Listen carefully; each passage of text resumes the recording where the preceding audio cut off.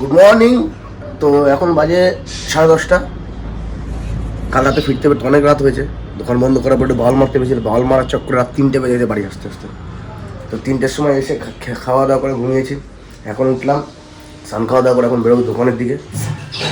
আজকে একটা দিদি আসার কথা, পুরোনো কাস্টমার, তো উনি আসার কথা। তো উনি আসুক, দোকানে যাই এখন, গিয়ে পরিষ্কার করি। তারপরে সকাল সকাল দোকান ঢুকতে প্রথমে বাইক নিয়ে একটা অ্যাক্সিডেন্ট হতে বেঁচে গেলাম।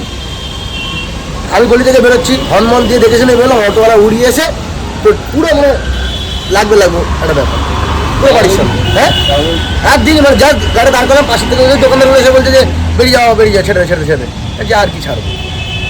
সকালবেলা এখন ঝামেলা করে দোকান যাও। তো গাড়ি যখন আমি জাস্ট দোকানে ঢুকে দেখছি, আমার দাদা ব্যাক করে চলে এসছে, আমার আত্মায় জল চলে এসছে। দাদা ফিরেছে 6 দিন পরে। দাদা এলো, দাদা খাবি?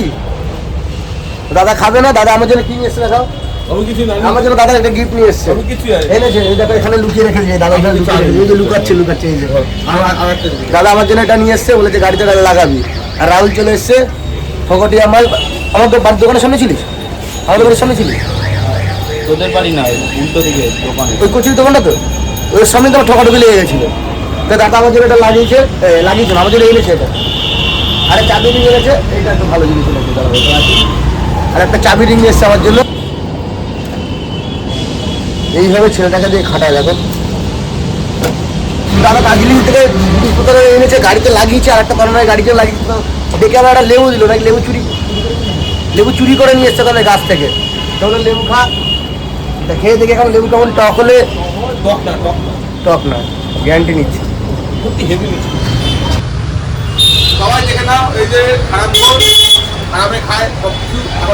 সন্ধ্যেবেলায় বসে বসে লোকজন দেখতে দেখতে দাদাকে বললাম খিদা পাচ্ছে, দাদার চপ আর আলুর চপ খাওয়ালো। ও চপ আর মুড়ি খাওয়ালো, আলুর চপ না, চপ আর মুড়ি খাওয়ালো। দাদা 10 টাকার মুড়ি মাখা আর আলুর চপ, রাহুল 2টো আলুর চপ, একটা মুড়ি, আর আমার একটা আলুর চপ একটা।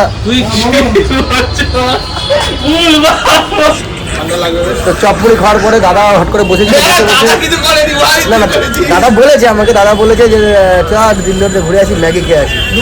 তো আমার হট করে কুর্তি আমারও উঠে গেল। তো দাদা এখন যাবে না বলতে অনেকক্ষণ চালানোর পরে এখন আমি দাদা যাচ্ছি দিন ধরে। ম্যাগি দাম শুনলাম 50 টাকা করে। 50 টাকা করে না, ম্যাগিতে খাবে। হ্যাঁ চলো গিয়ে এখনই চলে আসবে। তো আমরা যে স্পিডে গেছিলাম ওই স্পিডে আবার রিটার্ন চলে এসেছি।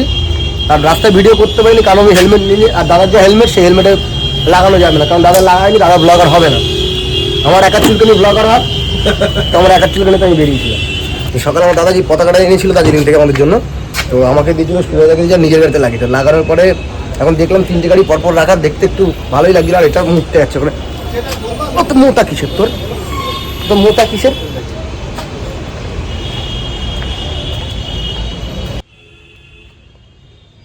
এটা দাদার গাড়ি, এই আমার গাড়ি, এই সুজাদার গাড়ি, 3টাতেই পুরো পতাকা লাগানো। তো আজকের মতন হয়ে গেছে, দোকানের শাটার নেমে গেছে। বাপন এসে মদ খাওয়ার জন্য দাঁড়িয়ে আছে, শুভঙ্কর আসবে মদ খাবে। তো যাই, মদ খাওয়ার পরে দেখাবে। Good night, by.